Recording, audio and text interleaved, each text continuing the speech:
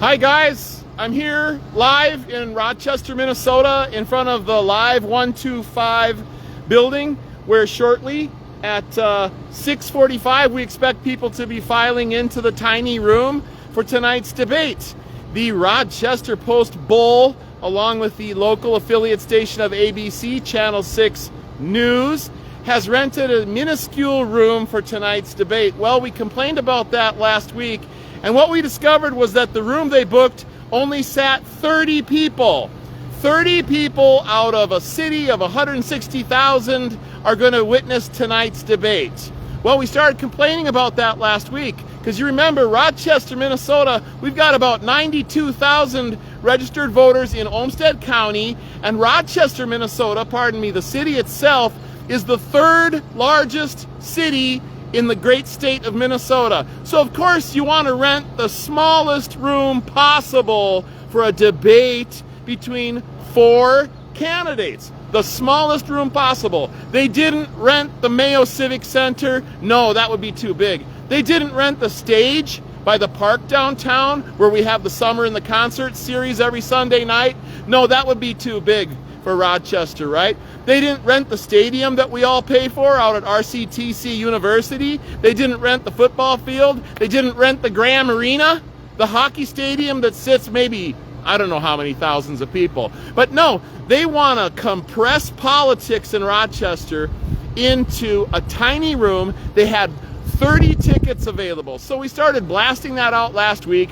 I know a lot of you called into LIVE125. You made a difference, people, because now they've expanded that tiny room a few more chairs. They opened up another room space, so they're going to make it a little bit larger. They're make it a little bit larger so they can fit in a few more people. Now they got a waiting list, and now they're going to let more people in the room.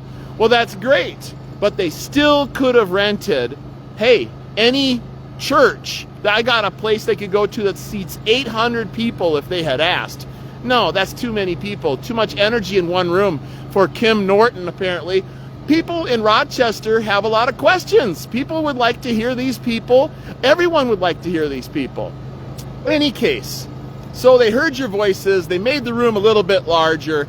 And then the next thing you got going on, of course, is this morning my phone rings and a friend of mine tells me, hey, Wes, did you know this debate tonight is only 30 minutes long? That's right. This debate is 30 minutes long. It's going to run from 7 o'clock until 7:30 for your viewing pleasure. 7 o'clock to 7:30? 30 minutes with 4 candidates? That's, let's see, that's 30 divided by 4. Well, gee, I mean, that would leave about 7.5 minutes per candidate. 7.5 minutes per candidate, provided you didn't introduce them and say goodnight, folks. So what you've got here tonight is exactly what I was talking about last week. It's the compression and suppression of political life in Rochester, Minnesota.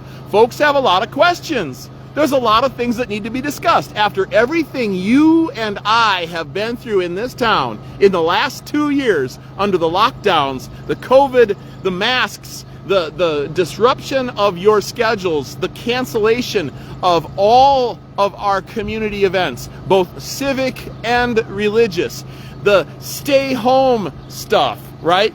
The be afraid, get a vaccination. Well, I can't talk about the Fauci sauce, or this video will probably get pulled down. But you know what I'm talking about. What happened to the Johnson & Johnson? They're not pushing it so much any, folks. Look, I'm not giving you medical advice, just check it out. The CDC pulled their charts on the VAERS. We've been through a lot. We have a lot of questions for Kim Norton. We deserve 4 debates with these 4 candidates. We deserve 4 2-hour debates with these candidates. But the Rochester Post-Bull, that's way too much news. That's way too much information. No, above the fold on the front page, they're going to tell you, oh my God, there's everybody. There's a tampon shortage in Rochester, Minnesota. Whoops, I went there. I was gonna try to be nice. In any case, what they decide is news is the only thing you're going to hear about. It's the only thing that exists is what's in the Rochester Post-Bull, a 2-day-a-week shill fish wrap paper that I wouldn't line a canary cage with. Now, I'll tell you what, folks. The Rochester Post-Bulletin would be really useful for maybe using as landscape covering if you want to keep the weeds from growing up in your garden in a nice kind of decomposable way. Put some bricks on it, but you don't really want to support it. Here we are at this debate tonight. ABC News affiliate station Channel 6. They should have had a lot more energy in this room. I mean, look, there's a meeting hall. They could have rented another space over here. They could have had us in some bleachers out at the baseball stadium, right? But no, all we get in Rochester is what they want us to see. So tonight you're going to get one mayoral debate. One. Not two, not zero, so they can at least say they had a debate. And it's going to be 30 minutes long, 4 minutes per candidate, 4.5 minutes per person. 7 or 7.5 minutes for each of the 4 candidates. So I hope you guys recognize what's going on here at this point. You do understand there's a lot of information they don't want you to know about. One thing they did not put in the Rochester Post-Bulletin or on ABC 6 affiliate station, Channel 6 News, air quotes, they did not tell you the big news that last week DMC, don't mention cost, or destination medical missed, or whatever DMC stands for, don't mention cost is a good one. They didn't tell you that DMC endorsed Mayor Norton for mayor to be reelected as mayor of Rochester, Minnesota. What's the problem with that? Think.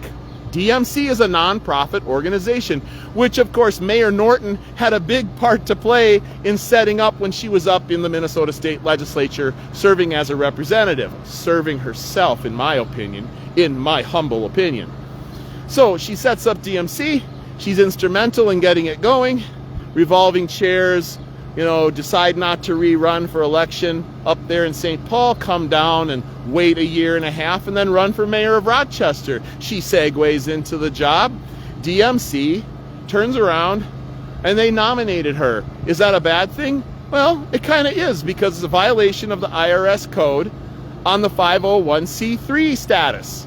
It's a tax-exempt organization. I'm sorry, this is too stupid to be stupid. Are you tracking this? So they last week, Thursday, they nominated Mayor Norton. They endorsed her to be the next mayor of Rochester, Minnesota. So they put that out on their social media, and it was great, but not so great. They pulled it down the next day when a bunch of people complained. So you know what, everybody? Keep out there, be in the news, bypass these people, start making the news yourself. I'll see you on the flip side. If I can record on the inside, I will try to record on the inside. I will try. If I can't record on the inside, I'll have a recap afterwards. We expect at least some people will be in the crowd trying to film.